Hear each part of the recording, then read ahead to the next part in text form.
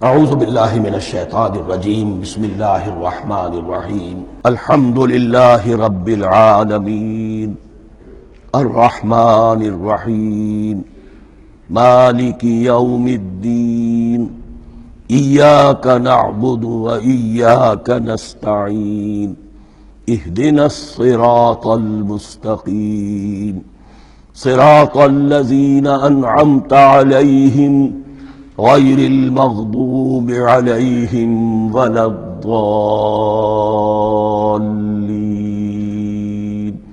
آمین۔ رب اشرح لی صدری ویسر لی امری واحلل عقدۃ من لسانی یفقہوا قولی۔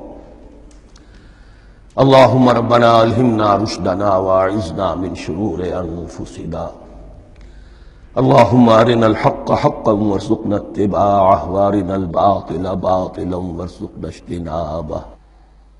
اللہم ربنا یسر لنا امورنا کلہا واتمم لنا بالخیر وتقبل منا فإنک خیر المتقبلین، آمین یا رب العالمین۔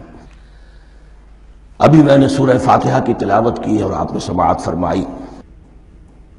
یہ سورہ مبارکہ مصحف کے اعتبار سے تو پہلی صورت ہے ہی، سب کو معلوم ہے، لیکن یہ بھی نوٹ کر لیجئے کہ یہ نزول کے اعتبار سے بھی سب سے پہلی مکمل صورت جو حضور پر نازل ہوئی وہ یہی ہے۔ اس سے قبل متفرق آیات نازل ہوئیں، 5 آیتیں سورہ علق کے آغاز میں، کچھ آیتیں سورہ قلم یا سورہ نون کے آغاز میں، کچھ آیتیں سورہ مزمل کی ابتدا کی، کچھ آیتیں سورہ مدثر کے آغاز کی۔ 5ویں وحی تقریباً اس پر اجماع ہے کہ یہ سورۃ الفاتحہ کی ہے اور یہ مکمل سورت ہے جو حضور پر نازل ہوئی۔ سورۃ الفاتحہ کے معنی ہوئے افتتاحی سورت، فتح یفتح کے معنی ہے کھولنا، مفتاح کنجی کو کہتے ہیں، چابی کو۔ تو یہ اوپننگ سورہ آف دی قرآن، قرآن حکیم کی افتتاحی صورت۔ ویسے جیسا کہ میں تعارف قرآن کے ضمن میں عرض کر چکا ہوں، عربوں کا یہ مزاج تھا کہ جس چیز سے انہیں خصوصی محبت ہوتی تھی اس کے بہت سے نام رکھتے تھے۔ اس کے بھی بہت سے نام ہیں۔ سورۃ الفاتحہ سب سے عام ہے، لیکن الکافیہ، الشافیہ، ام القرآن، اساس القرآن، کم سے کم یہ 4 نام تو میں سمجھتا ہوں کہ ہر مسلمان کو مزید معلوم ہونے چاہیے، اور بھی بہت سے نام۔ اس سورہ مبارکہ کی بالاتفاق و بالاجماع 7 آیتیں ہیں، اگرچہ ان کی ترتیب میں کچھ اختلاف ہے۔ ایک رائے یہ ہے، اور یہ رائے امام شافعی کی بھی ہے اور بصرہ کے جو قراء تھے ان کی بھی ہے، کہ آیت بسم اللہ بھی سورہ فاتحہ میں شامل ہے، اس کا جز ہے۔